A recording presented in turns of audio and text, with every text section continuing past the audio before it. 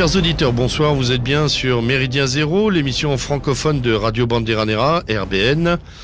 Ce soir, c'est le lieutenant Sturm qui est à la barre, accompagné à la technique de Lord Tesla et pour les chroniques culturelles de Monsieur PGL, gravement blessé par un incident. Et Loki est de la partie ce soir. Voilà. Alors, pour les auditeurs qui entendent le langage des mythes du Nord, ils verront que je vais être un débit un peu plus long que d'habitude. Voilà, alors Loki s'est équipé d'une fraise, hein. Loki est chirurgien dentiste pour le coup. Voilà, bon, on va rentrer dans les détails, hein. On n'est pas là pour faire bon même diminuer. La publicité médicale est interdite. Exactement. Voilà, alors, même diminuer, vous êtes présent et fidèle au poste, merci. Et alors, comme vous venez de l'entendre, nous avons le plaisir de recevoir ce soir, dans nos studios, Monsieur Jean-Yves Le Gallou, à 2 titres, hein, au titre de Polémia, si vous le voulez bien, dans une première partie d'émission, et pour les Bobards d'Or qui se profilent la semaine prochaine. Oui, bonsoir. Bonsoir, merci d'être parmi nous.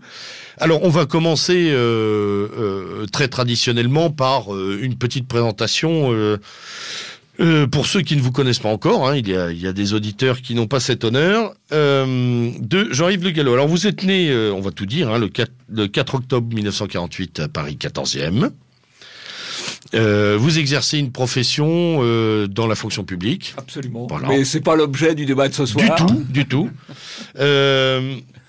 Vous avez pris part au Club de l'Horloge. Est-ce que vous avez eu un engagement à l'UDF? Bah oui, c'est quand même de l'histoire ancienne. C'est de la séquence confession. Voilà. Je sais pas si les auditeurs savent ce qu'est l'UDF, qui était à l'époque le parti de Giscard, voilà. Non mais c'est amusant, ça me faisait, en lisant ça, je me suis rappelé qu'effectivement, ça faisait quand même un moment que vous étiez entré dans la carrière et dans le combat. Oui, vous savez, moi j'ai commencé en quelque sorte ma carrière politique en étant adjoint à la culture, à la mairie d'Antony, lorsque Devedjian l'a pris. Que nous l'avons pris avec Devedjian au Parti communiste à la suite d'une campagne particulièrement chaude. Voilà. Et à l'époque, je m'étais occupé effectivement de la culture en essayant de développer une autre culture que la culture post-68 Ardes. Voilà. Une nouvelle culture. Voilà. Et l'aventure n'avait pas duré très longtemps puisqu'ensuite, très rapidement, je suis passé au Front National, ce qui a légèrement dégradé, même fortement dégradé, mes relations avec Monsieur Devedjian. Voilà. Et son entourage, j'imagine également. Il y avait du. Qu'est-ce qui génère d'ailleurs? Qu'est-ce qui génère cette bascule? Je crois que c'était en 85, hein. 84, 85, alors, c'est quelque chose, c'est pas un coup de tête, j'imagine que vous avez quand même mûrement réfléchi votre décision. Et qu'est-ce qui précipite les événements? Qu'est-ce qui fait que la conviction, si vous voulez, à l'époque, hein, on fait de l'histoire ancienne, là, quasiment, hein, le bloc RPR-UDF s'apprêtait à reprendre le pouvoir sur le Parti Socialiste, avec un programme d'ailleurs relativement de rupture par rapport aux socialistes, très à droite à l'époque, mais je n'avais pas confiance dans leur capacité à faire ce qui me paraissait nécessaire, dans le domaine de l'immigration d'abord, parce que je venais de publier la préférence nationale réponse à l'immigration dans le cadre du Club d'Horloge, donc je n'avais pas confiance par rapport à ce qu'ils pouvaient faire dans le domaine de l'immigration, et pas non plus dans le domaine de la culture, parce que j'avais essayé à l'époque de fédérer un certain nombre d'adjoints à la culture, justement pour proposer une autre culture que la culture post-68 Ardes et l'art dit contemporain, et c'est une opération qui avait été torpillée à l'époque par l'appareil RPR. Alors qu'à la base, il y avait une volonté, il y avait une possibilité.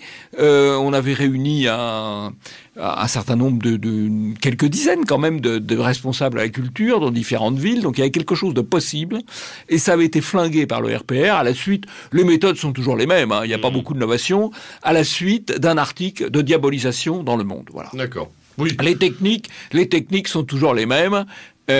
On vous diabolise, on fait peur, et après, eh bien, tout le monde se replie comme l'huître qui vient de prendre une goutte de citron sur les papilles. Voilà. Et donc là, vous décidez d'aller d'aller avec votre dossier sous le bras chez des gens qui seront en capacité d'écouter, alors. En capacité d'écouter, en capacité de reprendre un certain nombre de thèmes, bien sûr. Après, alors, vous n'êtes pas le seul à cette époque-là, parce qu'il me semble qu'il y a plusieurs. Il y a un grand, si vous voulez, il y a un mouvement il y a un grand basculement. Enfin, en 85, entre 85 et 86, il y a un apport tout à fait important.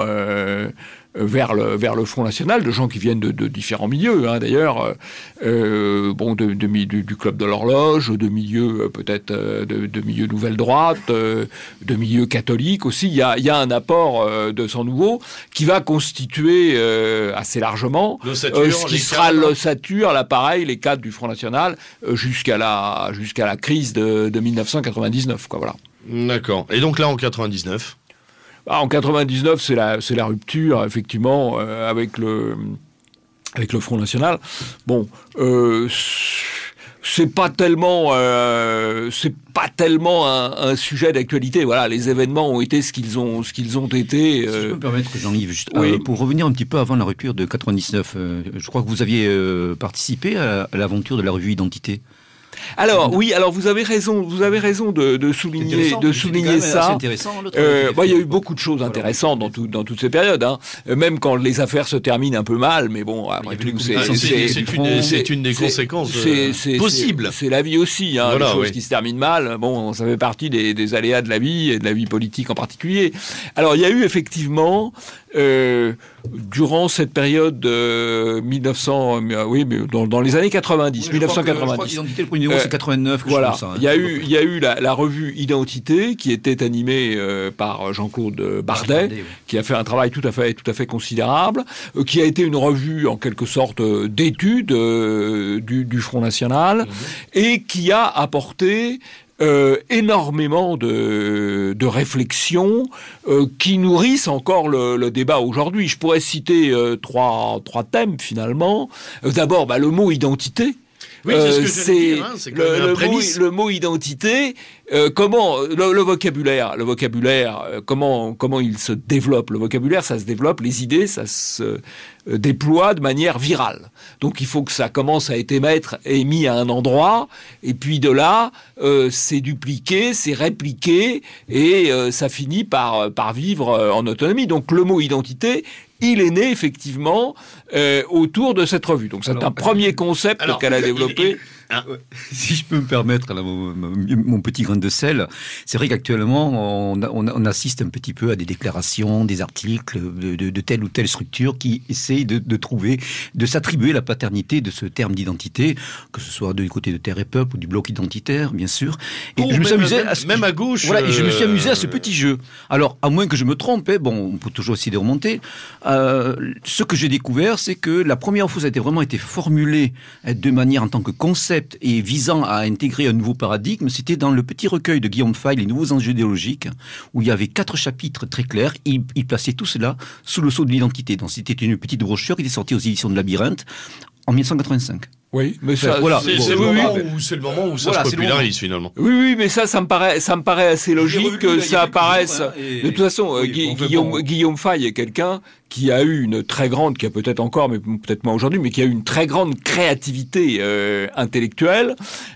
Donc, c'est tout à fait, vous savez, en matière de paternité intellectuelle, mais il y a eu le relais, effectivement, je crois tout à fait ça, il y a eu le relais de la revue Identité sur une dizaine d'années, avec beaucoup de thèmes, y compris l'écologie, qui a été abordée à ce moment-là, y compris, bien sûr, les problèmes de protectionnisme, les problèmes de libre-échangisme mondial, etc., ont été abordés dès ces années-là, c'est-à-dire dès le début des années 90. Le numéro 2 qui a fait l'islam aussi, le thème de l'islamisation.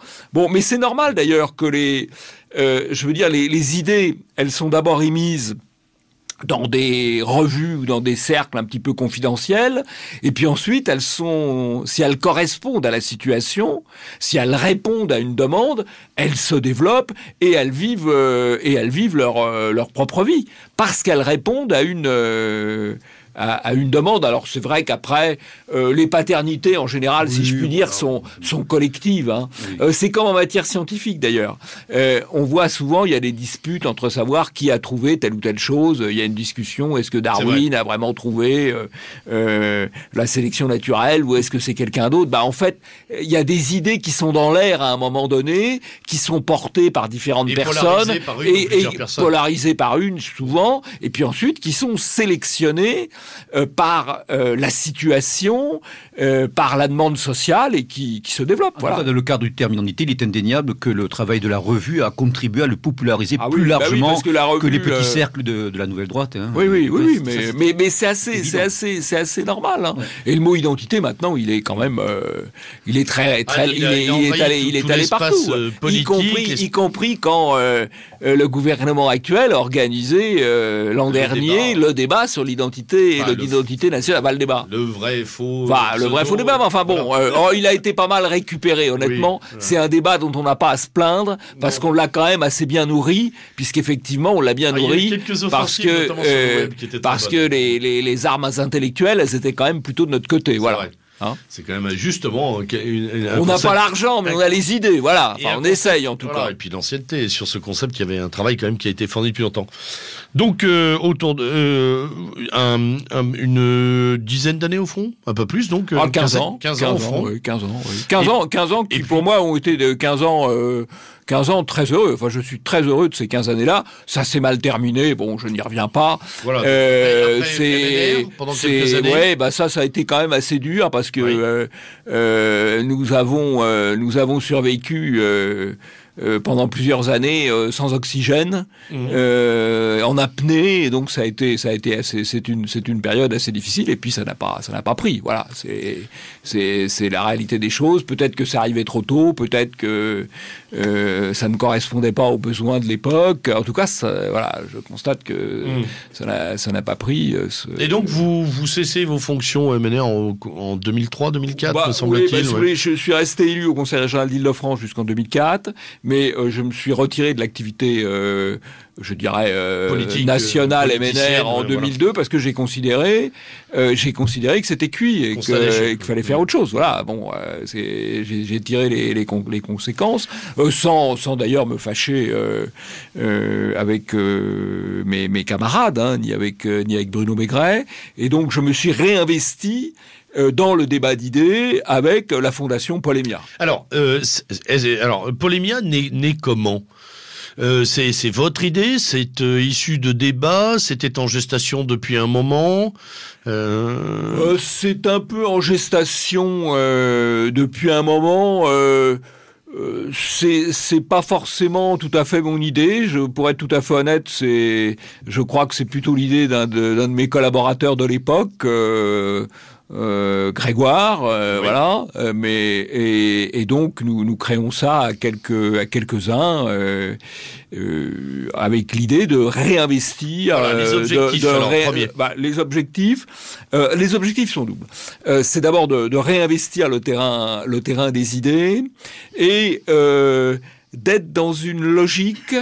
De chercher à faire des ponts par rapport à des clivages antérieurs. C'est-à-dire, on pense qu'il va y avoir une redistribution des cartes et qu'il faut aller chercher un certain nombre d'idées ailleurs et plutôt chercher à être dans une logique de pont, effectivement. On le voit d'ailleurs aujourd'hui que le clivage droite-gauche, par exemple, est assez largement remplacé par le clivage identitaire mondialiste ou nationaux-mondialiste. Bon.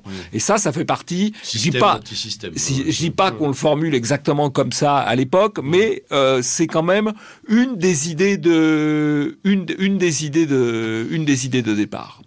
Et donc Polémia doit devenir un vecteur, une arme dans cet objectif, pour servir cet objectif. Alors comment vous vous organisez très concrètement ? Écoutez, très concrètement, au départ, en gros, Polémia, c'est un cercle de pensée sur Internet. D'accord. Donc une structure très très légère où on fait une réunion tous les mois ou tous les 2 mois autour d'un thème avec quelqu'un qui est un professionnel d'un secteur donné et qui parle de ce qu'il connaît avec un éclairage idéologique qui nous intéresse. Donc c'est le croisement d'une compétence dans un domaine donné et d'un éclairage qui nous intéresse. Alors, compétence que vous allez chercher à l'extérieur, ou c'est vraiment les membres du cercle? Non, alors un peu à l'extérieur, oui, on invite, absolument.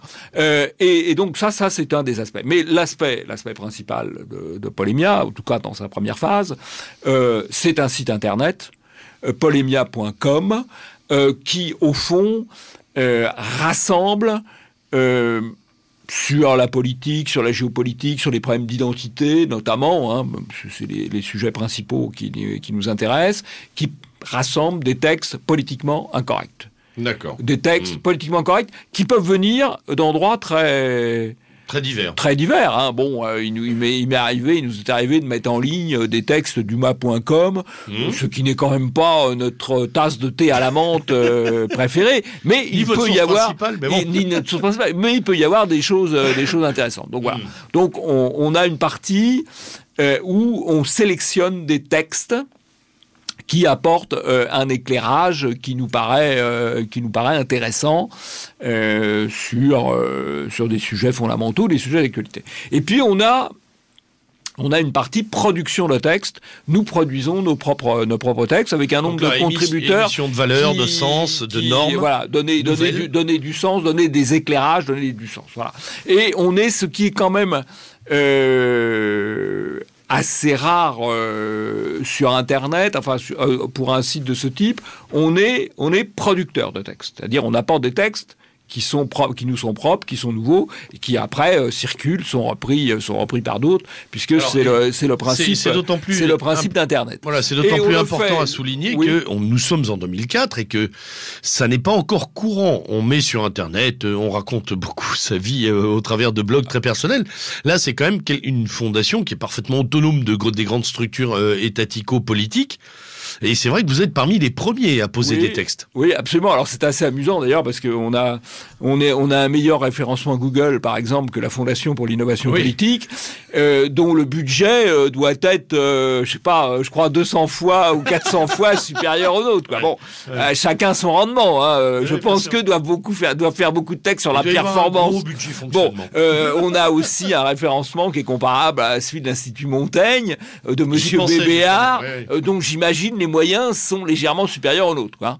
Mais voilà, donc on a un nombre de contributeurs qui s'étend progressivement et donc on couvre vraiment tous les sujets avec un triple objectif. C'est réfléchir, éclairer et réinformer. Donc, ça donne un petit peu la tonalité générale de nos textes. Et en général, je dois dire, on a maintenant 3500 textes en ligne. Oui. C'est considérable. Notre coquetterie a été de n'en retirer aucun.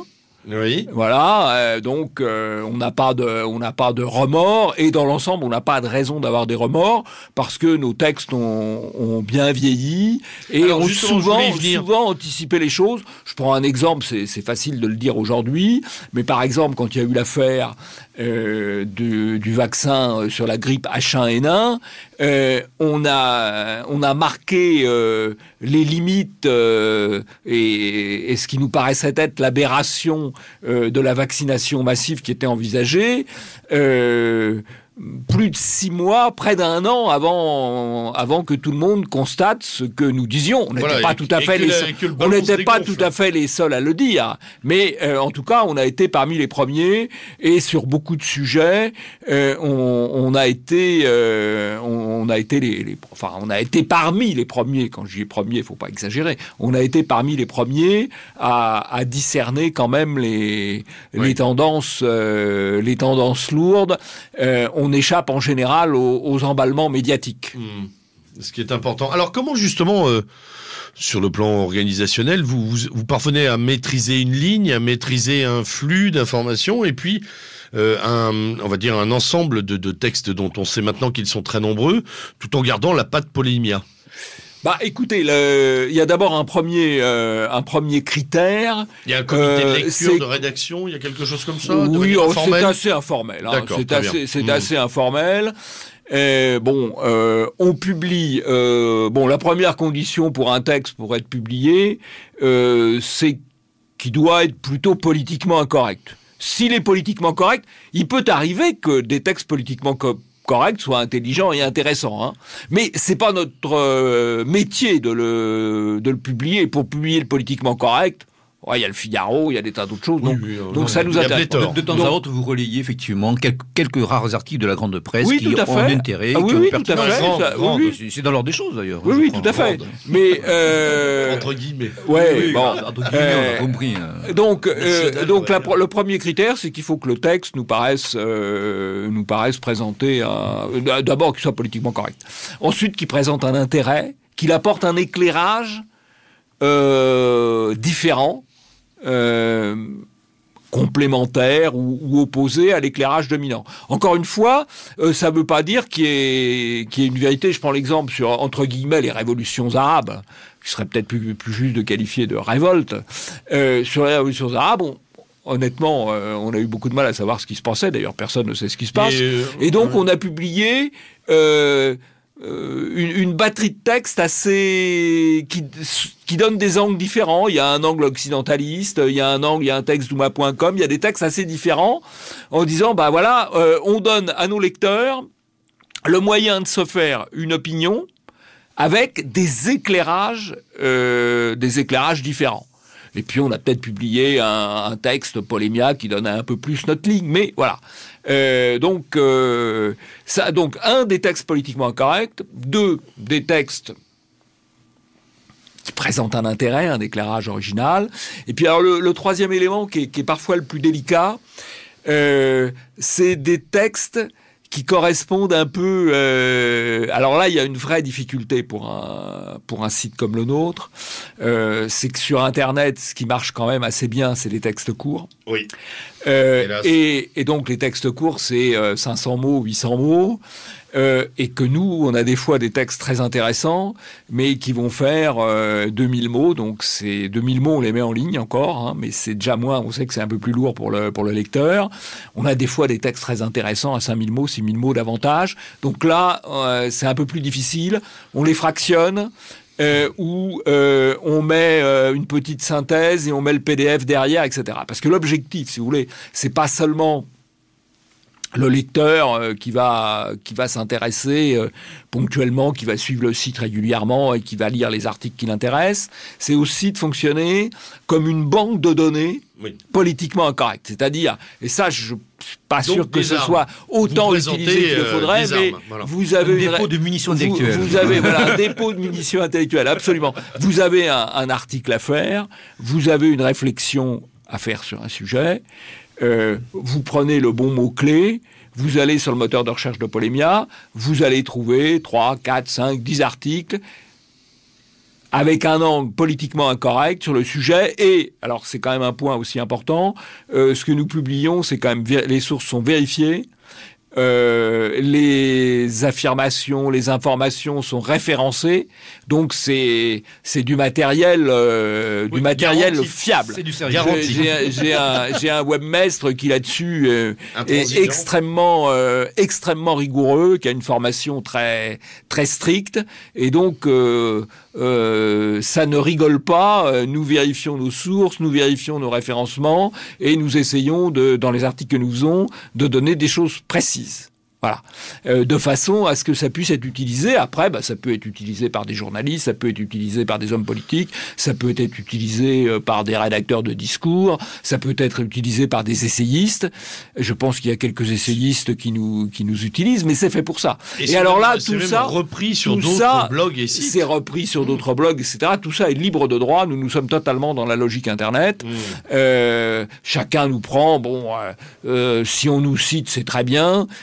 Si on nous cite pas, c'est mieux. Si on nous cite pas, on n'en fait pas un drame. Voilà.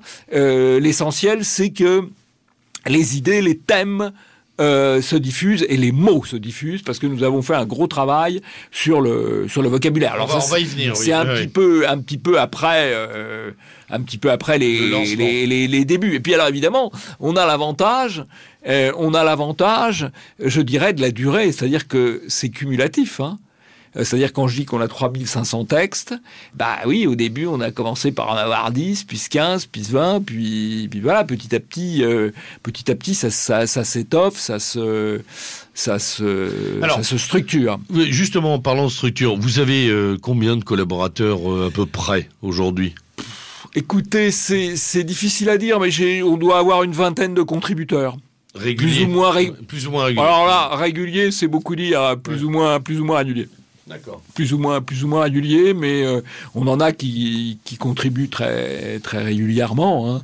Tout ça prend du temps, c'était ma seconde question. Tout ça prend du temps, oui, tout à fait. Beaucoup de temps. Alors, ce ne sont pas d'ailleurs. Alors, j'ai des contributeurs qui sont un peu spécialisés dans les critiques de livres. Oui. J'en ai d'autres, notamment Michel Geoffroy, qui fait beaucoup d'études de fond, qui a fait toute une étude que vous avez peut-être vue, qui je crois était relativement intéressant sur le libéralisme, la critique du libéralisme. Exact. Oui. Assez structuré, je pense assez original, assez construit. Oui. Voilà, donc il y a une vingtaine de contributeurs. Il y en a, c'est plus épisodique, voilà. Mais alors, et puis je reprends aussi, moi je fais comme tout le monde. Si je trouve un texte qui me plaît chez Europa Maxima, je le reprends, voilà. Bien sûr. Il y a une circularité qui est très, très vertueuse là-dessus. C'est bien. Fait, oui. C'est très, très bien. Alors, petite aparté culturel. Pourquoi le mot polémia ? J'ai une petite idée. J'ai vu quelque chose se rapportant à Héraclite sur le site. Polémo, c'est le père de toute chose. Voilà. Très bien. Alors, on nous reproche d'ailleurs parfois de ne pas être très polémique parce que c'est assez rare qu'on soit sur le... on est polémique par rapport au fond. En revanche, on est assez rarement polémique dans la forme. D'accord. Voilà. Donc, on n'est pas des polémistes. On est plutôt, notre style n'est pas celui de polémiste. Par contre, effectivement, nos thèses sont polémiques par rapport aux thèses dominantes. Mais on n'est pas dans l'invective. On est quand même plutôt dans le raisonnement et dans la discussion.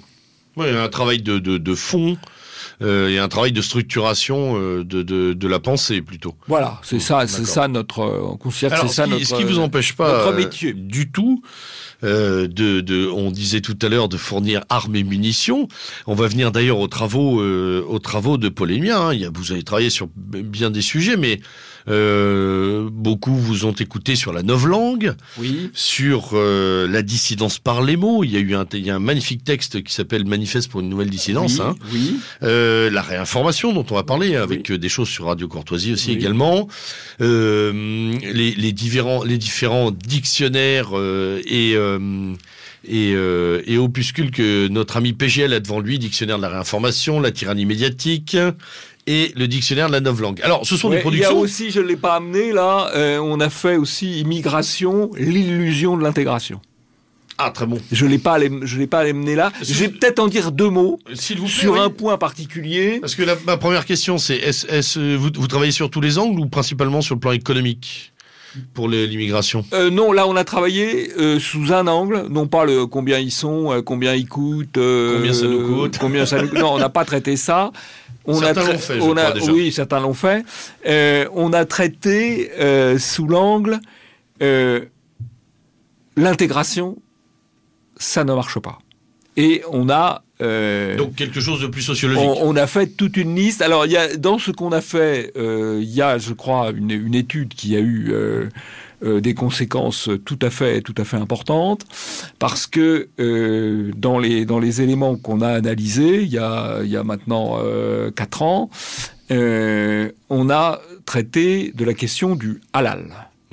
Et je pense que là-dessus, on a été parmi les premiers à soulever la question du halal. Et la question du halal, sous un angle particulier, c'est-à-dire le halal, le problème principal, c'est pas tant que eux mangent halal, Si eux mangent halal et se remettent à manger halal alors qu'ils ne mangeaient pas halal avant, ça prouve qu'on ne va pas dans le sens de l'intégration, mais dans le sens du retour aux racines. Et de la communautarisation. Ça, c'est le premier aspect.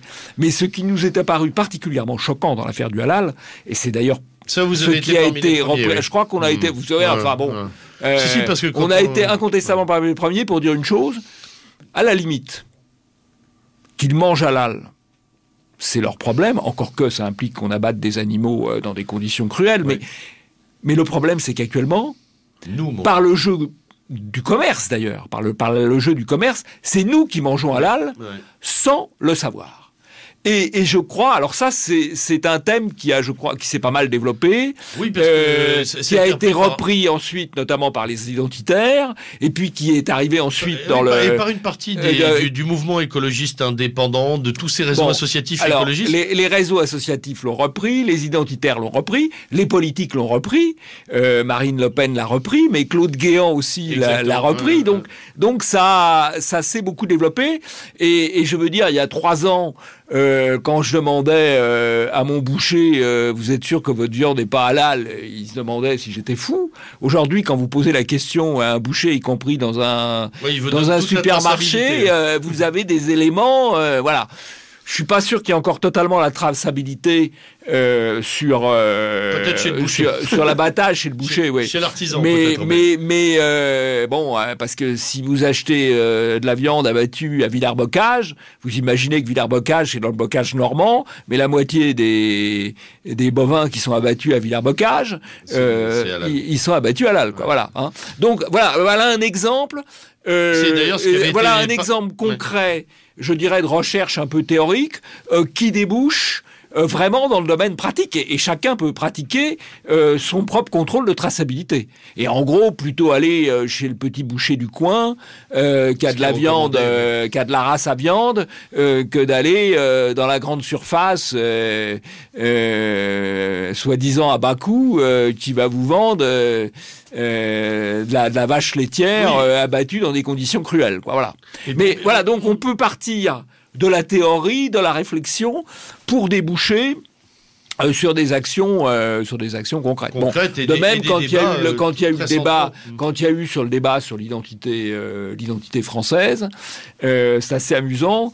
J'ai eu une demande, en quelque sorte une commande de souches.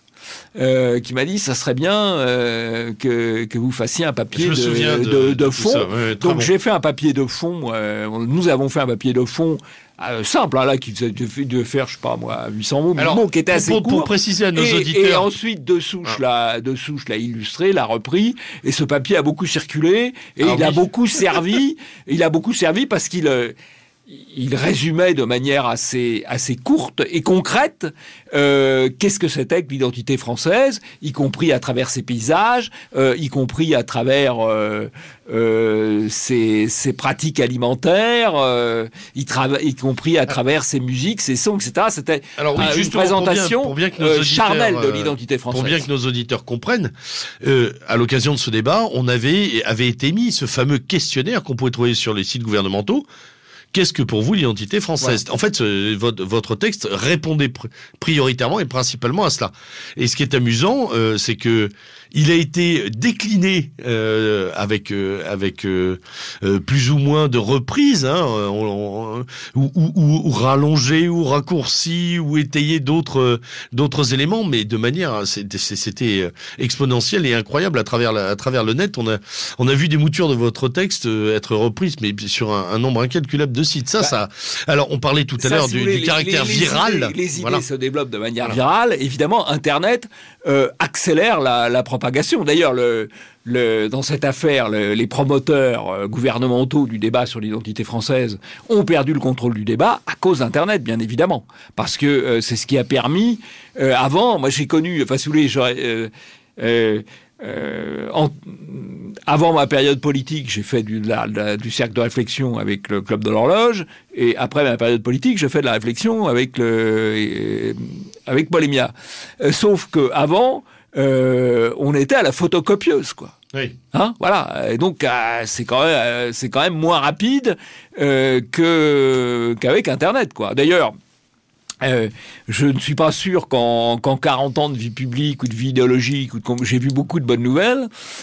Il y en a eu quand même. Il y en a au moins une, c'est Internet. Parce que ça permet, justement, ça rééquilibre, ça aide le faible dans le combat du faible au fort. Voilà. De la lutte asymétrique. Voilà, de la lutte asymétrique. Exactement. Pour parler comme sur les sites comme Theatrum Belli qui sont très sérieux.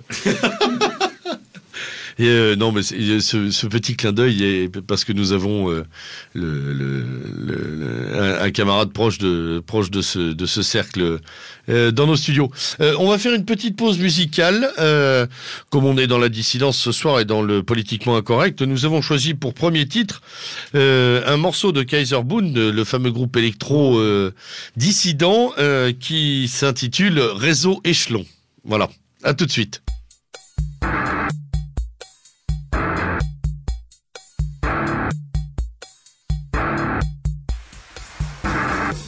La direction de la sécurité nationale surveille le monde entier.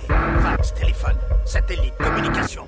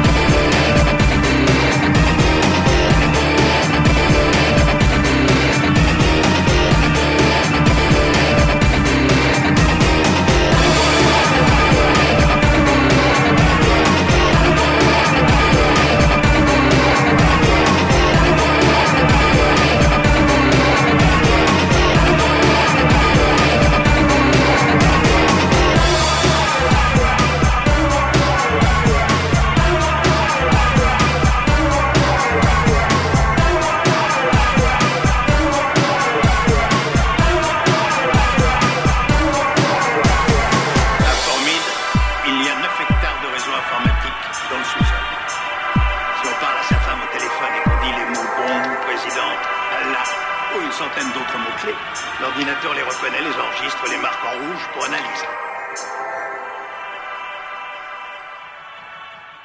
De retour après cette pause musicale incorrecte et dissidente, merci à Kaiserbone. Nous reprenons nos débats en poursuivant l'analyse et l'analyse de l'ensemble des travaux de Pauline Mia, nombreux travaux. Alors il y a eu quelque chose qui nous a tous intéressés, hein, c'est le travail sur la novlangue. Alors il y a eu un dictionnaire de produits, mais il y a eu un travail conceptuel sur tous ces mots qui apparaissent de la novlangue, des plus anodins, hein, qu'on utilise tous sans presque faire attention. Nous parlons tous de sans-papier. Voilà, par exemple, de sans-papier, de SDF, un clandestin délinquant, ou de SDF ou de technicien de surface. Hein, pour certains, c'est pire que l'anglicisation du français, et je crois qu'ils ont raison d'ailleurs. Alors parlez-nous de ce projet. Comment est-il né en fait? C'est là aussi un travail empirique d'un membre de la fondation qui dit attention, il commence à s'empiler un certain nombre de concepts. Oui, alors c'est un travail empirique effectivement de Michel Geoffroy, et puis ensuite nous en avons parlé à la première journée de la réinformation. Oui. Et à partir de là, on a développé le petit livre. En montrant... Alors, les auditeurs pourront retrouver tout ça sur notre blog, dans les chroniques de Monsieur PGL, mais on peut d'ores et déjà signaler que l'ensemble de ces travaux sont accessibles par le site. Exactement. De Pauline Mia. On peut accéder à la fois sous forme imprimée, en forme de petite brochure fort bien faite d'ailleurs, et sous forme de PDF, je crois. Voilà. Alors éventuellement, les petites brochures, on peut les commander, je crois que ça coûte 15 €, 10 € pour certaines, 15 € pour les autres, 60 terres, rue Jean-Jacques Rousseau, à Rueil-Malmaison. Voilà, ça permet de les avoir sous format papier. 60 terres rue Jean-Jacques Rousseau à Rueil-Malmaison. Et sinon, ils sont en PDF sur le site, hein, puisque le principe, c'est que tout est d'accès, de toute façon, gratuit. Comme d'accoutumé, toutes les références seront en ligne sur le blog. Oui, dans les chroniques. Alors ça, c'est quand même des bons outils de travail. Hein. Alors justement, les différents dictionnaires, pour arriver au dictionnaire de la novlangue ou de la réinformation, quel est le travail? Donc, vous avez Monsieur Geoffroy qui pose d'abord un article signalant effectivement Et puis après, on met un petit peu en circulation à 7-8 personnes. Et on sélectionne les meilleurs, ce qui nous paraît être les meilleurs définitions. Vous avez distillé sur Pauline Mia d'ailleurs pendant un moment. Oui, on a distillé sur Pauline Mia, tout à fait. Et puis c'est quand même, ça sert aussi, si vous voulez. Vous savez que j'anime le matin, enfin les équipes du bulletin de réinformation de Radio Courtoisie. Et donc les équipes du bulletin de réinformation de Radio Courtoisie sont priées d'éviter à la fois les anglicismes, bien entendu. Et la novlangue. Et je dois dire que ça se passe bien parce que c'est très rare maintenant que j'entende sans papier. Voilà, la langue, ça peut arriver, hein. Mais c'est très rare que j'entende le sans papier. Voilà, ça a disparu. Voilà. Alors, enfin, je cite le sans papier, mais il y a beaucoup d'autres exemples. Quand on parle de cette novlangue, on est obligé de désigner en fait les producteurs de cette novlangue aussi. C'est ça qui est intéressant. C'est-à-dire que pour créer le mot sans papier en remplacement de celui de clandestin, il y a aussi un travail qui est fait en face. Absolument. Par des gens qui sont loin d'être bêtes. En face, le système dominant ne peut s'imposer et se maintenir que par le déni de réalité.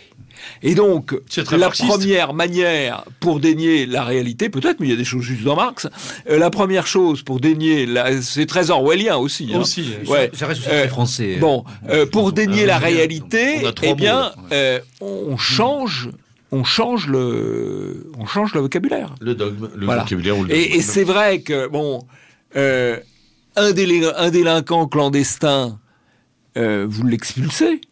Ou pour être gentil, vous le reconduisez à la frontière. Un sans-papier, bon sang, s'il n'a pas de papier, il faut lui en donner.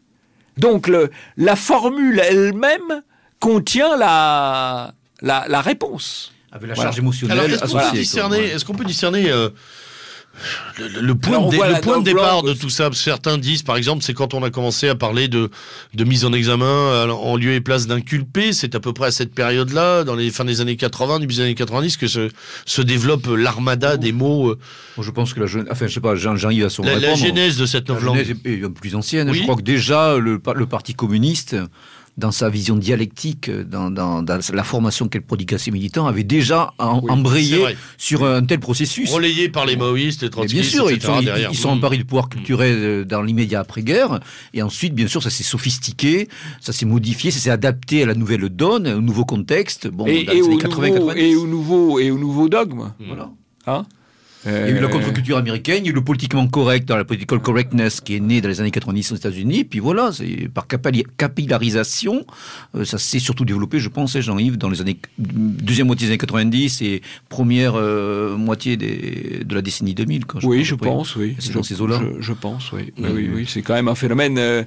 Ça accompagne le politiquement correct. Ça donne raison d'ailleurs à ce que vous brandissez régulièrement, à savoir le caractère viral de cette progression. Hein. Oui. C'est vraiment quelque chose. Oui, et si vous voulez, ça contamine. Si vous faites pas attention, c'est-à-dire que si vous fabriquez pas l'anticorps, vous-même vous utilisez le vocabulaire de l'adversaire. Hein. Et ça.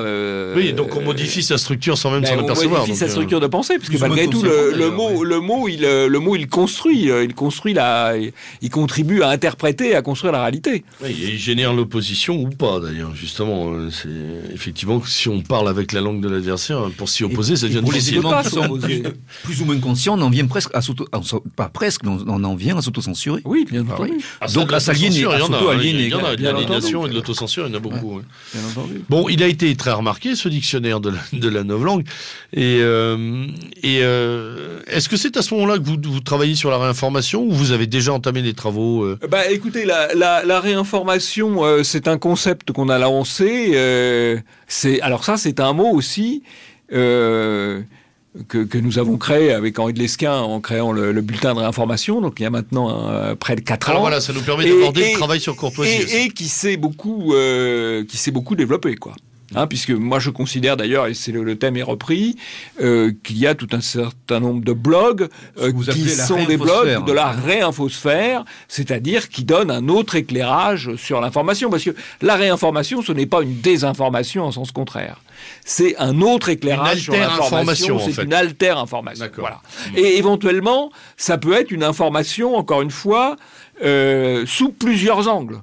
Hein, j'ai cité l'exemple, je pense que quand nous avons parlé entre guillemets des révoltes arabes, parce que là on est aussi dans la novlangue avec le mot révolutions arabes, pardon. De Jasmin, on est révolution de Jasmin. Là on est dans la novlangue. On a pris plusieurs angles parce que la réinformation c'est aussi de regarder la réalité sous des éclairages différents. Il n'y a pas forcément un seul éclairage. Sur ce cas en particulier, il faut bien différencier Tunisie, Libye, Égypte. Il y a vraiment là aussi. Absolument. Et le Bahreïn, on en parle. Le Bahreïn, non, mais là le Bahreïn. Et pourtant, c'est extrêmement violent. Il faut quand même comprendre le gentil petit roi de Bahreïn qui est aidé par les gentils blindés du roi d'Arabie Saoudite contre les méchants sunnites majoritaires dans son royaume. C'est ça la vérité. C'est les sunnites majoritaires. Non, c'est les chiites qui sont majoritaires. Et lui fait partie d'une minorité sunnite. Absolument. Donc voilà, là sur Bahreïn, la répression est tout à fait légitime. Ah oui, puis féroce mais légitime. Féroce mais légitime, en tout cas vu par les dominants, bien entendu. Géopolitiquement correct. En tout cas. Voilà, géopolitiquement correct. Il y a quelque chose à faire là-dessus. Absolument. Alors justement, parlons de cette réinformation-là. Donc vous, là aussi, c'est pareil, vous produisez un dictionnaire de réinformation à partir de travaux que vous lancez sur Polémia au départ. Et ça aboutit bien là un peu plus loin, puisque maintenant, à ce moment-là, vous lancez aussi des journées de la réinformation. Voilà. C'est-à-dire que vous invitez les lecteurs, les sympathisants, enfin tout l'environnement de Polémia à venir travailler sur ces concepts et à venir s'armer et se réinformer dans le réel. Donc là, on est quand même aussi dans quelque chose qui est très intéressant. À partir de cette base web Polémia, vous redonnez du sens dans le réel. Absolument. Alors, je dirais sur la réinformation, il y a un mot, il y a beaucoup de mots. Hein. Le dictionnaire de la réinformation, ça consiste à réfléchir aux mots qu'il faut utiliser pour traduire au mieux la réalité. J'en citerai un qui me paraît très important et qui commence à circuler assez largement. C'est le mot de superclasse mondiale, qui est un élément qui permet d'interpréter la réalité, qui exerce le pouvoir aujourd'hui. Et hyper ou super. De la lignée des travaux de Christopher Lasch. Bon. Alors, le mot de superclasse mondiale, alors encore une fois, il ne faut pas se parer des plumes du pan. L'une des meilleures descriptions que j'ai trouvées de la superclasse mondiale, c'est dans le livre de Huntington, non pas le choc des civilisations, mais un autre livre qui, à mon avis, est presque plus intéressant, qui est Qui sommes-nous, où Huntington se pose véritablement le problème de l'identité américaine, honnêtement, dans des termes qui sont très intéressants de notre point de vue. Lui se place du point de vue américain, ce qui est normal, mais toutes les questions qu'il pose sont très intéressantes. Et dans ce livre, il pose la question du pouvoir des élites transnationales, des quelques millions d'hommes qui, par-delà les frontières, ont plus de solidarité entre eux, partagent plus de choses entre eux, à commencer par le mode de vie, les hôtels, les voyages, etc., que le reste de leur peuple. Ouais. Hein. Et ça, c'est un concept, je crois, extrêmement intéressant, et qui là aussi c'est pas mal répondu, et qui est à mon avis un outil de combat tout à fait intéressant. Je sais que le MAS s'intéresse au siècle. Ah oui, il n'est pas le seul d'ailleurs, il y a du monde. Comme il y a du monde, absolument. Comme le dit Emmanuel Ratier, auteur d'un ouvrage tout à fait intéressant sur le sujet. Formidable. Le siècle, c'est la section française de la superclasse mondiale. Voilà. De l'oligarchie internationale. Voilà. La quatrième oligarchie. Mais il y aurait peut-être quelque chose à faire. Mais si vous voulez, de même, si vous voulez, je pense que il ne faut pas hésiter à utiliser le mot oligarque. Mais SFIO, section française internationale oligarchique. Oui. Allez, on va lancer quelque chose. Voilà, on va lancer un truc là-dessus. Très bien. Voilà. Il faut de la créativité dans le vocabulaire. Bien sûr. Ça fait partie de l'offensive, ça aussi. Hein.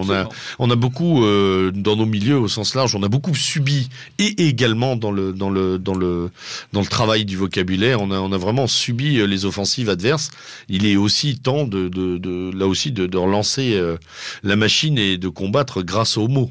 Mais grâce aux mots, vous savez, il y a des mots quand même qui... Il y en a qui tuent, mais il y en a qui peuvent faire revivre. Il y en a qui s'imposent durablement. La préférence nationale qui a été lancée par le Club de l'Horloge en 1985, il est vraiment dans le vocabulaire courant. Je dis pas que tout le monde l'approuve, on n'en est pas encore là, mais en tout cas, il est dans le vocabulaire courant. Il est suffisamment utilisé pour faire naître des choses assez amusantes. Puis il y a très peu de temps sur Europe 1, un chroniqueur rappelait que la préférence nationale, c'était le cartel des gauches. Dans un premier temps... Oui, ça c'est vrai. Il y avait une loi de préférence nationale qui avait été votée à la demande de Salingro, que quand même pas et qui avait été votée à l'unanimité de la Chambre des députés de l'époque, les communistes s'abstenant.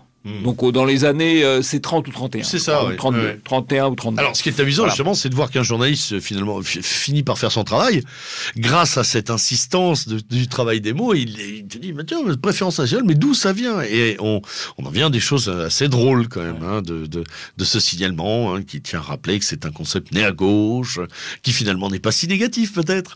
Voilà, il y a des choses qui s'imposent de manière très intéressante. Alors, quand on parlait du réel pour la réinformation, donc il y a ces journées de la réinformation. Oui. Et la prochaine aura lieu le 10 octobre prochain à la salle Dontière. Dontière, place Saint-Georges à Paris. D'accord. Voilà, comme les 3 précédentes d'ailleurs. Je pense qu'on fera, c'est pas encore tout à fait arrêté, mais on fera probablement quelque chose d'assez pratique. Alors vous avez un peu de programme pour nos auditeurs? Non, le programme honnêtement n'est pas encore arrêté, mais je crois qu'il y aura davantage il y aura un côté très pratique. Voilà, atelier pour pousser les gens au fond à utiliser les nouvelles technologies pour développer leurs idées. Voilà. D'accord. Et donc vous avez un travail sur Radio Courtoisie également. Vous avez lancé des bulletins de réinformation. Alors nous avons lancé des bulletins de réinformation donc, qui sont écoutables à 7h15 tous les matins, sur 95.6, en tout cas en région Île-de-France, qui sont rediffusés à midi moins le quart, donc ça dure un quart d'heure, et qui sont rediffusés à 9h, et qui sont disponibles sur Internet, donc à n'importe quelle heure, aussi, sur un certain nombre de sites. Alors le principe, Souche les reprend, le De Souche les reprend, Novo les reprend, Novo Presse les reprend, le Salon Beige les reprend, Idéo les reprend, enfin il y a beaucoup de Altermédia les reprend, enfin il y a vraiment beaucoup de sites qui le reprennent. Donc, ça permet, en principe, sur un quart d'heure, d'avoir un éclairage différent sur l'actualité, d'avoir une réinformation sur l'actualité. La vraie difficulté, et on est souvent un petit peu décalé d'une journée par rapport à l'actualité telle qu'elle peut être dans les médias dominants, parce que c'est très difficile d'avoir dans l'immédiateté les éléments d'éclairage ou tout simplement les éléments d'information qui vous permettent de traiter réellement une information. Je prends un exemple tout assez simple. Vous avez une élection, le dimanche, ou si c'est aux États-Unis ou ailleurs, vous avez les résultats qui tombent dans la nuit ou le matin. Vous pouvez donner des résultats bruts. Vous ne pouvez pas les traiter avec finesse si vous n'avez pas 1 ou 2 jours de recul. Il y a des sujets sur lesquels c'est très difficile. Je prends l'exemple de l'affaire de Fukushima. C'est très difficile de réinformer sur des sujets pour lesquels l'information est quand même assez rare. Elle est spectacularisée en France. Elle est à la fois confinée au Japon et quand même à un moment tout à fait extrapolée en France, quoi. Donc c'est difficile de réinformer, mais la réinformation c'est une démarche, c'est-à-dire c'est une démarche critique. On lit quelque chose, on prend une information, on essaye de la recouper, on essaye de la relativiser. Voilà, c'est un exercice. Alors c'est un exercice qui est fait par 5 équipes, puisqu'il y a 5 jours dans la semaine. Et donc chaque jour a une équipe dirigée par un chef d'équipe et avec 5-6 personnes qui tournent, souvent d'ailleurs des gens assez jeunes. La masse, vous faites le veto. Ouais, on les fait le veto, bien sûr, mais c'est un bon exercice. Hein. Voilà, ça, je dois dire. Le monde appartient à ceux qui se lèvent tôt. Le monde appartient à ceux qui se lèvent tôt. Et c'est un excellent moyen de sélection. Hein. Oui. Voilà.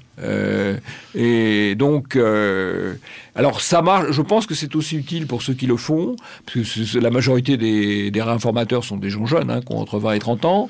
Les chefs d'antenne sont souvent un peu plus vieux. Ça leur permet d'entreprendre pour eux-mêmes cette démarche, d'ailleurs. Mais alors, ça leur permet d'apprendre eux-mêmes la démarche de la réinformation, d'apprendre à parler à la radio. Et je crois que c'est un élément de formation synthétiser sa pensée, tout à fait utile. Ouais. Très bien. Et je pense que c'est ça permet de donner un éclairage différent sur l'actualité. Très bien. Et donc, avec ça, vous avez une émission sur Radio Courtoisie également? Non. Non, plus? Non, moi, alors, je n'ai jamais eu d'émission. Ah, je croyais que vous interveniez régulièrement. Oui, j'interviens assez régulièrement dans différentes émissions, et notamment une fois par mois dans l'émission d'Henri de Lesquen. Oui. Mais je n'ai pas d'émission. Henri de Lesquen me l'avait proposé, et à l'époque, je lui avais dit non, je préfère faire le bulletin de réinformation, qui est une émission de nature différente. Oui. Et donc, je m'en tiens là pour le moment, dans la mesure où, malgré tout, les journées n'ont que 24 heures. Oui. Et donc, ils sont déjà assez remplis. Alors, on va faire une seconde pause musicale, toujours dans la dissidence et le politiquement incorrect. On va écouter le défunt groupe Ion, dans une de ses productions assez sympathiques, www.oussama.war. Voilà, une chanson qui avait l'avantage de porter un éclairage très critique sur Oussama Ben Laden, mais critique là aussi dans le bon sens, en rappelant sa jeunesse au volant d'une Bentley et ses cigares collés en bouche, sa proximité avec la CIA. Je vous laisse écouter tout ça. Ce qui est assez drôle, oui.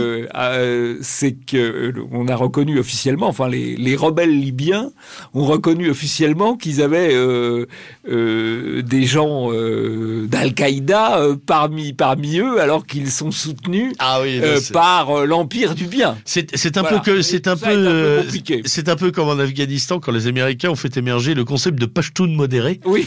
Taliban modéré. Oui, ça Taliban modéré, on se souvient des Gouboldine Ekmatyar dans les années 90. Encore un Pashtun modéré. Qui a fait école d'ailleurs. C'est assez intéressant la modération. Oui. Mais selon Washington. Interrompu d'avoir empêché la pause musicale. Pas du tout. On écoute donc Ion www.oussama.war. À tout de suite.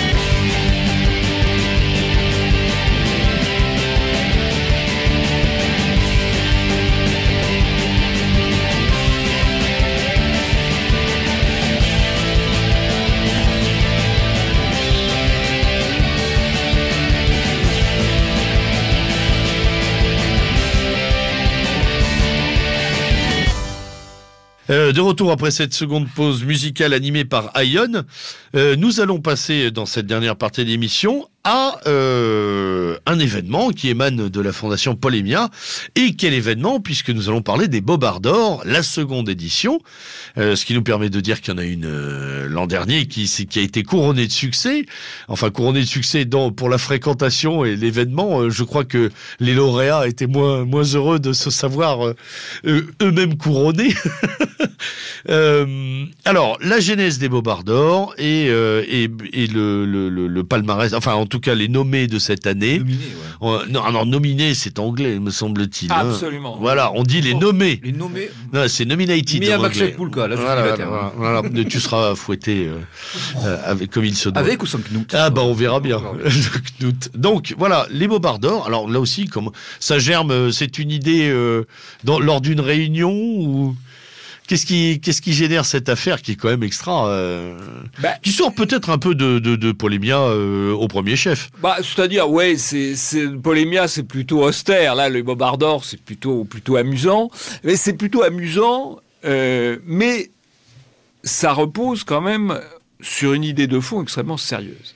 À savoir que le système, dans son ensemble, le système politique, le système financier, tient à travers le discours des médias.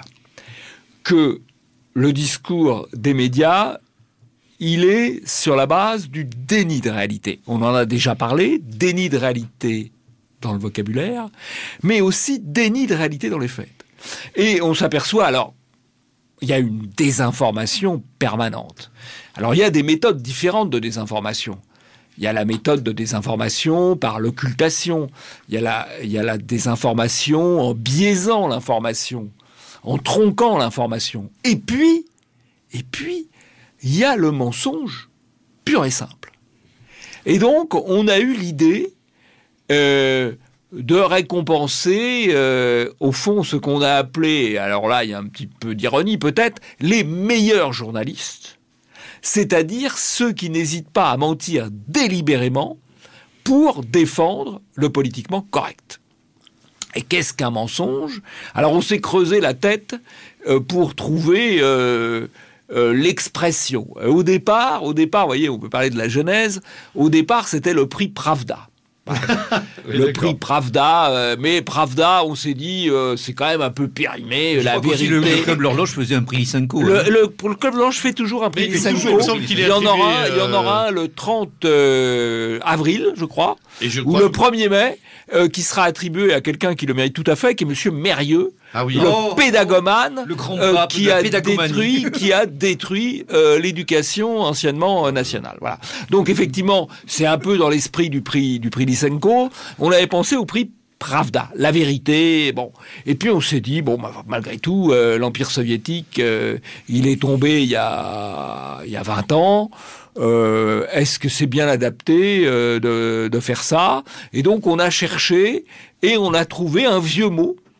Parce que c'est un vieux mot, le mot bobard, et donc on a repris le mot bobard, et puis pour donner quand même un peu de lustre à l'affaire, nous avons parlé des Bobards d'Or, puisqu'il s'agit de sélectionner les bobards les plus avec une mascotte et qui est aussi la statuaire du prix, hein, qui est un magnifique profil. Pinocchiesque. Pinocchiesque, absolument. Oui, Pinocchiesque. Voilà, magnifique. Oui, il y a une statuette.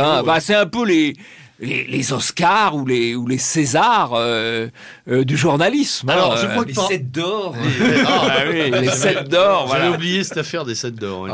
Alors, par rapport à l'an dernier, où nous le rappelons, ça avait déjà été un grand succès. Je crois que cette année, vous avez rajouté une ou plusieurs catégories. Il a été fait. Oui, alors on a rajouté la radio. Alors, peut-on parler de toutes ces catégories? Oui, alors peut-être citer l'endroit.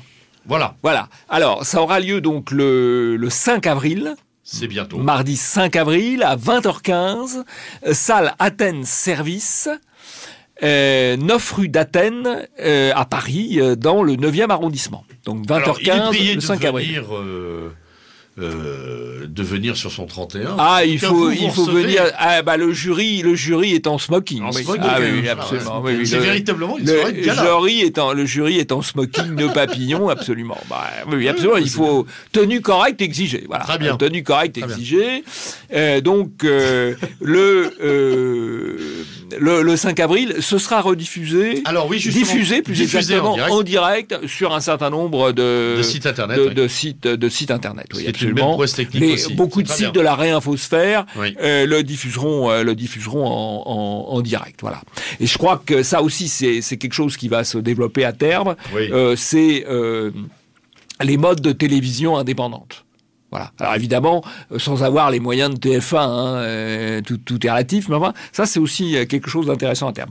Donc, le 5 avril, la deuxième cérémonie des Bobards d'Or, alors avec 4 catégories de Bobards: la presse écrite, la télévision, la radio et le strass et paillettes pour récompenser les histrions qui viennent à la télévision pour faire des déclarations politiquement correctes, parce que ça leur permet de faire de l'audimat et ça permet aux politiquement corrects de dire, bah, vous voyez cette grande autorité morale, voilà ce qu'ils pensent. On a vu récemment d'ailleurs Monsieur Johnny Hallyday expliquer que vraiment le Front National c'était pas sa tasse de thé, ce en quoi je crois Marine Le Pen lui a répondu que l'exilé fiscal qu'il était ferait mieux de se taire. Mais enfin, mais des Johnny Hallyday qui c'est pas le pire. Plus que jamais, il nous a montré que Johnny a l'idée.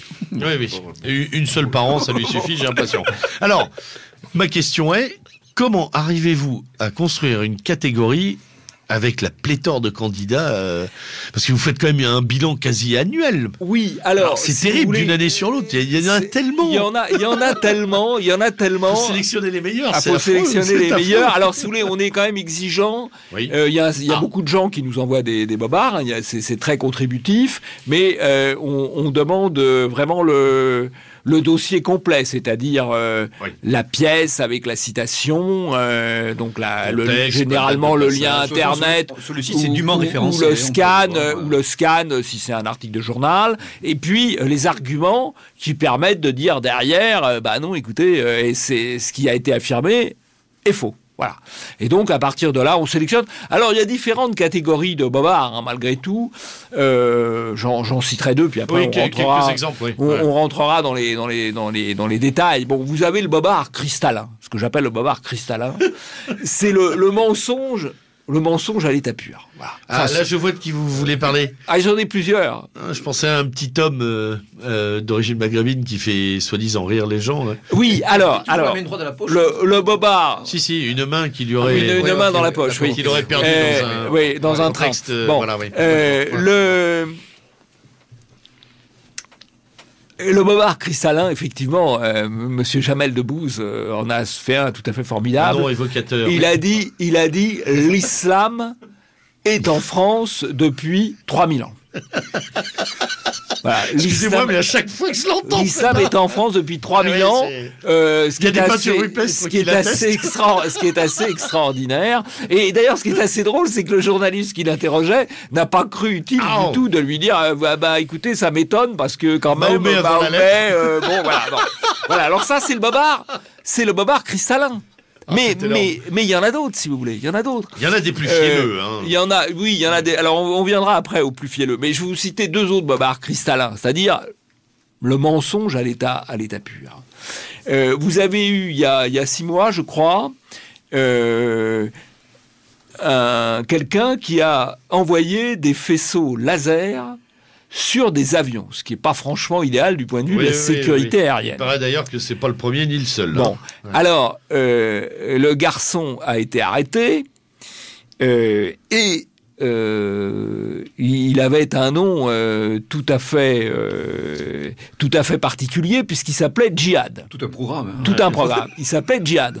Et sur M6, c'est devenu Sébastien. Oui. Voilà. Donc là aussi, on est dans le bobard cristallin. Je doute légèrement que ce soit une tradition littérale. Je sais pas. J'ai un léger doute dedans. C'est une traduction arrangée peut-être. J'ai des ascendants pieds noirs, on va vérifier ça. Le troisième bobard cristallin, c'est 20 minutes Lyon qui l'a fait. Ils sont très forts. J'ai vu ça, c'est énorme. Je crois que c'était pour le 8 décembre. Il y a une fête des Lumières à Lyon qui est en même temps une fête de la Vierge Marie. Oui. Et l'évêché a voulu proposer une publicité à 20 minutes Lyon. Et alors 20 minutes Lyon a dit ah non, écoutez, nous sommes neutres, indépendants, laïcs, on ne peut pas prendre votre publicité. Sauf que 3 mois avant, ils avaient pris la publicité que vous avez tous vue dans les rues, fièrement halal. Oui. Avec le coq et la vache qui va être tuée cruellement et qui se pavane, fièrement halal. Et donc 20 minutes prend la publicité en faveur de l'abattage rituel et refuse ensuite une publicité de l'évêché au motif qu'ils sont laïcs. Voilà. Ça aussi, c'est du bobard cristallin. Quoi. Voilà. Alors, il y en a d'autres. Moi, je cite ces 3-là. Et puis alors, il y a le bobard savant. Alors ça, quand vous regardez ces types, vous les écoutez, vous sentez la suffisance, l'arrogance. Alors notamment chez ceux qu'on voit partout là, quelques grands noms. Alors il y en a un. Duhamel, non. Non, on a curieusement Duhamel. Alors Duhamel, c'est vrai qu'il le mériterait, mais il le mérite depuis 40 ans. Adler aussi, hein. Alors Adler, c'est encore un bobard cristallin.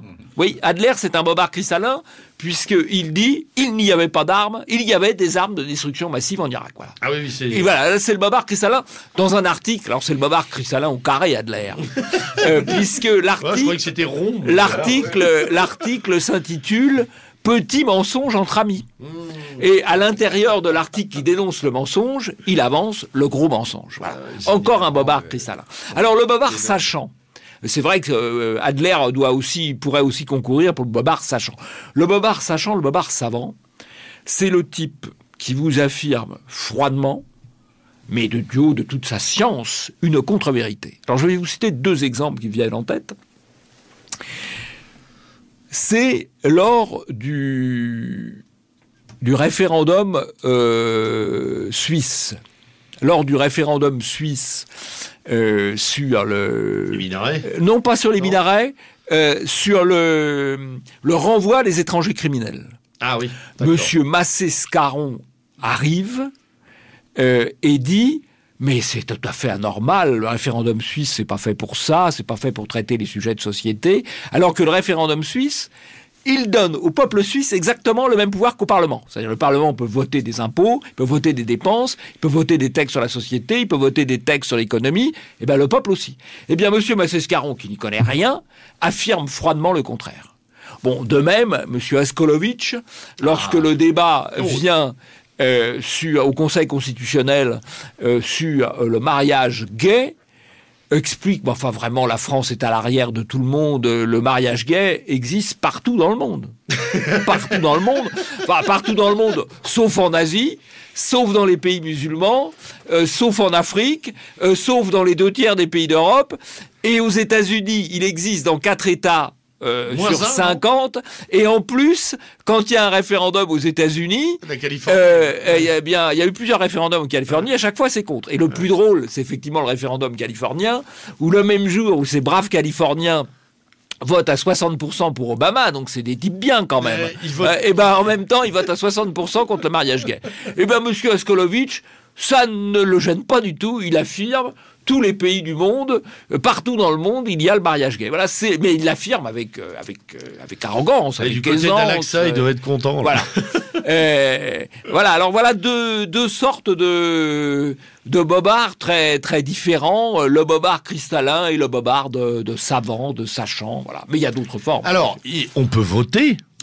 Par catégorie, c'est très important de le faire encore maintenant. Sur le site, il faut aller sur le site Bobardor. De même qu'on peut s'inscrire à la manifestation du 5 avril pour participer à la cérémonie en s'inscrivant sur contact@ @bobardor. Voilà, mais il faut aller sur le site Bobardor et s'inscrire. Voilà, le site partout, mais on le mettra en lien sur le blog. Je précise quand même que les participants au débat voteront, puisque le 5 avril, nous présenterons 3 candidats, les 3 qui seront arrivés en tête du vote sur Internet, et que les participants à la cérémonie du 5 avril choisiront dans chaque catégorie le Bobardor pour la presse, le Bobardor pour la télévision, le Bobardor pour la radio, le Bobardor Strass et Paillettes. Voilà. D'accord, très bien. Donc il y a un intérêt quand même à venir, parce qu'on peut participer, voilà. Alors que si on est devant son écran, ma foi, on peut pas participer. Peut-être que spectateur. Peut-être que spectateur, absolument. Très bien.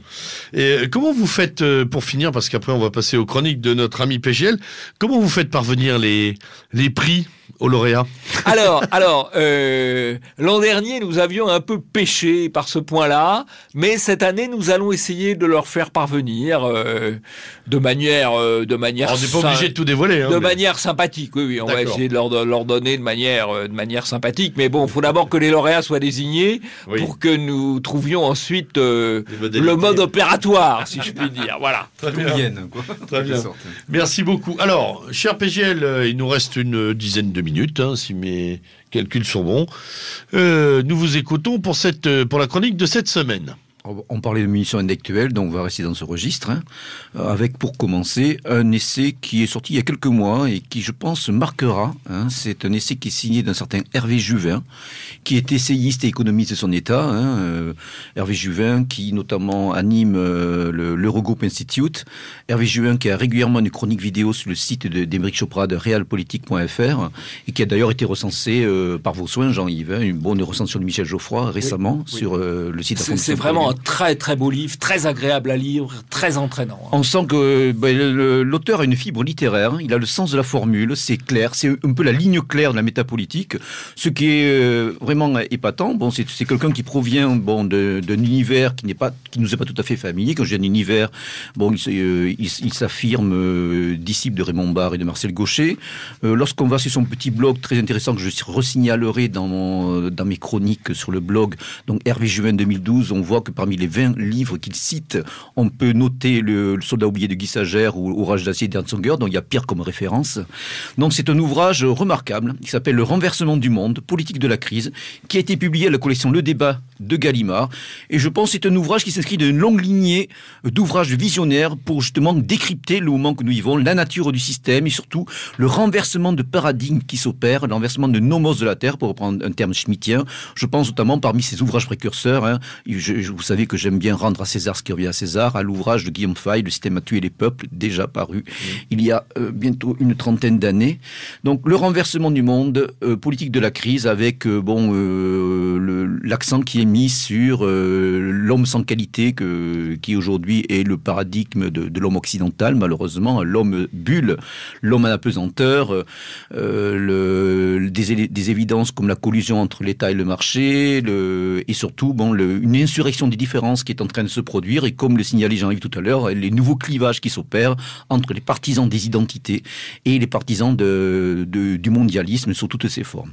Donc c'est un ouvrage à mettre entre toutes les mains, un ouvrage donc qui est largement diffusé et qui, je pense, je veux pas être peut-être prophète, mais marquera de son temps comme des ouvrages de Fukuyama ou Huntington, d'une certaine manière aussi marqué leur temps. Enfin, en tout cas, l'avenir nous le dira. Donc, Hervé Juvin, le renversement du monde, politique de la crise. Très bien, ensuite. Nous restons toujours dans ce registre, avec le dernier ouvrage de Philippe Randa. Philippe Randa, qui est un chroniqueur, un essayiste, un éditeur aussi, qui dirige l'édition du Alpha, dont lui vient de publier le 8e opus de ses chroniques barbares, qui s'intitule Sous haute surveillance politique, donc aux éditions du Alpha, magnifiquement préfacé par Pierre Le Vigan. Donc là, il s'agit en fin de compte d'un recueil de chroniques, d'articles parus à la fois dans la presse écrite, je pense notamment au bimensuel Flash, ainsi que sur différents sites. Et ces chroniques éclairent d'un œil qui est tout à fait le nôtre l'année écoulée, donc l'année 2010.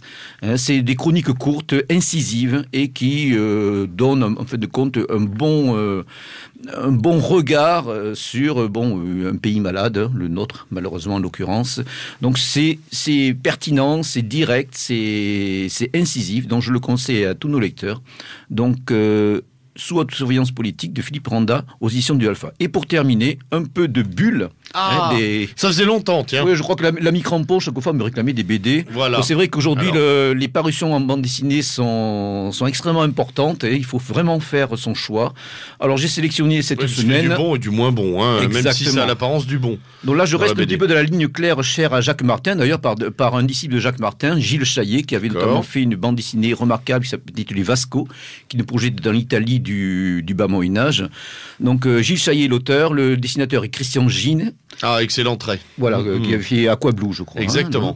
Donc il s'agit d'une nouvelle série qui nous replonge dans la Rome antique, la Rome du Haut Empire, sous le règne de l'empereur Trajan, c'est-à-dire à la fin du 1er siècle après Jésus-Christ, s'intitule Les Boucliers de Mars. Donc une série en 3 volumes. Le premier s'intitulant Casus Belli. Et là, il est question donc de manipulation, de complots qui sont ourdis au sein de l'Empire romain contre les avant-postes romains au Moyen-Orient, notamment à la lisière de l'Empire parthe. Les Parthes, ce peuple fascinant, ce peuple iranien qui fut un des adversaires les plus irréductibles de l'Empire romain. Donc on suit le destin de Alors nos de la auditeurs Légion ne peuvent pas le voir, mais c'est un magnifique album aux éditions Glénat, magnifique graphisme. On connaît Glénat, ils ont une reconstitution soignée. Vous savez que je suis un maniaque de la reconstitution historique. La reconstitution soignée à la fois de l'esprit de l'époque, des costumes, des armements, et on suit donc le destin d'un officier supérieur issu du rang, un officier dalmate, qui va être confronté justement donc aux agissements à la fois des Parthes et de comploteurs issus de son propre rang. Voilà, donc Les Boucliers de Mars, volume 1, Casus Belli, aux éditions Glénat. Alors comme d'habitude, nos auditeurs retrouvent l'ensemble de ces mentions sur le blog dans la chronique culturelle attenante à l'émission. C'est tout ? Mais c'est tout pour... C'est tout pour ce soir. Très bien. Alors... je peux rajouter simplement, mais je le re-signalerai dans les chroniques. C'est important ça. Les petites brochures donc éditées par la Fondation Polémia, la tyrannie médiatique dont on n'a pas parlé, qui fut une des premières, je crois. La première, qui est tout à fait remarquable, avec un décryptage un petit peu de ce système de domination par le fait des médias. Le dictionnaire de novlangue, suivi de la bataille du vocabulaire. Et surtout, le dictionnaire de la réinformation, donc 500 mots pour la dissidence, qui s'ajoute un petit peu, moi je préciserai pour les auditeurs, au petit lexique du partisan européen qui a été publié dans les années 80 et la version plus ou moins réactualisée qu'en avait faite Guillaume Faye sous le titre Pourquoi nous combattons au début des années 2000. Voilà. Donc cet ouvrage-là est d'un intérêt certain et je le recommande particulièrement à tous les auditeurs. C'est un petit bréviaire qu'il faut feuilleter sans cesse et dont il faut surtout s'imprégner. D'accord, et comme le mentionnait Monsieur Le Gallou tout à l'heure, on peut les commander auprès de la Fondation Polémia, et pour les moins argentés de nos jeunes lecteurs et de nos jeunes auditeurs, on peut aussi en télécharger une version PDF pour lecture. Le mot de la fin, Monsieur Le Gallou, c'est on peut vous souhaiter la meilleure cérémonie pour mercredi prochain, alors. Ah oui, mais même le jury a le trac tellement... c'est vrai ? Ah oui, c'est toujours la responsabilité. Il nous reste 3 minutes, on peut savoir... il nous reste 3 minutes, on peut savoir qui est dans le jury, d'ailleurs ? Écoutez, dans le jury, oui, il y a le webmestre de Polémia, il y a 2 jeunes réinformateurs, Benjamin Blanchard et Bernard Pavolin. Donc d'accord. Voilà. Donc c'est un jury de 4 personnes. Mais le jury, en l'occurrence, va présenter... les catégories. Va présenter... chacun une des catégories. Ensuite, Vox Populi, Vox Dei, ce sont les participants à la cérémonie qui brandiront le carton rouge pour désigner le vainqueur de ces babards par acclamation. Absolument. Nos vieilles traditions démocratiques. Non, mais c'est très bien. Voilà, c'est la Landsgemeinde des vieux cantons suisses. Voilà. Vous attendez combien de personnes là ? Nous attendons de l'ordre de 200 personnes. Ah oui, ce qui fait quand même un public fourni fourni pour le vote. Bon, mais c'est très bien. Alors, n'oubliez pas, chers auditeurs, de vous reporter au site Les Bobards pour voter et élire les futurs lauréats de mercredi au travers de mardi soir. Et surtout de se connecter régulièrement sur le site de Fondation Peloponnais. C'est ce que j'allais dire, mon cher PGL. Mais l'actualité brûlante des Bobards m'entraînait sur le terrain du vote. Hein. Il est très important de voter avant la clôture des scrutins, avant que le public ne donne l'assaut final. C'est fait pour moi aussi, la semaine dernière. J'ai voté en mon âme et conscience et en essayant de ne pas trop rire entre deux lectures des méfaits des candidats. Monsieur Legoulou, merci beaucoup. On aura le plaisir de vous réinviter. Merci beaucoup à vous. Au gré de l'actualité. C'était le lieutenant Sturm pour cette émission ce soir, Méridien Zéro, accompagné de PGL pour les chroniques et de Lord Tesla à la technique.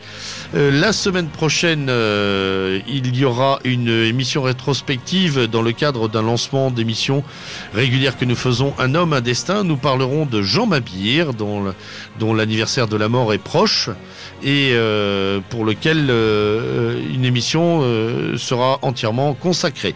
Bonne soirée, à très bientôt à l'abordage et pas de quartier.